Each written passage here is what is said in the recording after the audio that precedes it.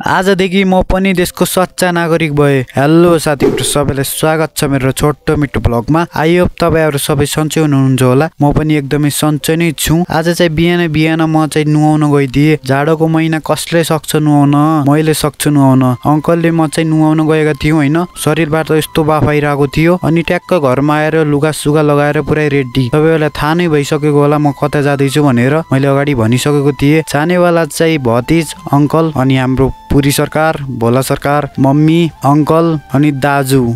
हामी चाहिँ जानेवाला छौं। जिल्ला प्रशासन कार्यालयमा जानेवाला छौं। त्यतै बन्छ नागरिकता। अनि दाजुको गाडीमा सर हामी लाग्यौं। हामी चाहिँ अटोमा सर लागिसकेका छौं हैन। मैले चाहिँ हजुरआमालाई चाहिँ बिर्सेको थिएँ हैन। हजुरआमा पनि जानु भएको थियो। फाइनली हामी चाहिँ पुगिसकेका छौं। हामी चाहिँ जिल्ला प्रशासन कार्यालयमा पुगिसकेका छौं। देख्न सक्नुहुनेछ। अनि त्यहाँ चाहिँ लाइन लागिरहेको छौं हैन। ट्याक्कै लाइन लागिसकेपछि हामी चाहिँ अर्को ठाउँमा पठायो। त्यहाँ पनि पुरै भिड नै थियो। पुरै नागरिकता भएको थिएन। अहिले चाहिँ हाफ नागरिकता मात्र भएको थियो। अब एकछिनमा हुन्छ होला। अनि अंगूठा छाप ती सबै हानिसक्यौं। भित्र अब के गर्ने हो सब गरिराछन्। मैले चाहिँ अंगूठा छापे हानिरहेको छु। यहाँ भन्दा अगाडि कति मान्छे थिएन। अहिले चाहिँ यति धेरै मान्छे जम्मा भइसकेका छन्। यहाँ चाहिँ अब कतिखेर पाला आउने कि थाहै पनि छैन। अनि यहाँ चाहिँ अब सबैको नागरिकता हेर्दै छन् कहाँ बिग्रेको छ यसो बारेर। अब नागरिकता हातमा होला जस्तो लागिरहेछ। अब एक्साइटेड पनि लास्टै नै छु हैन। अब नेपालको नागरिकता अब हातमा आउनेवाला छ हैन। केही छिनपछि फाइनली पुरै नागरिकता हाम्रो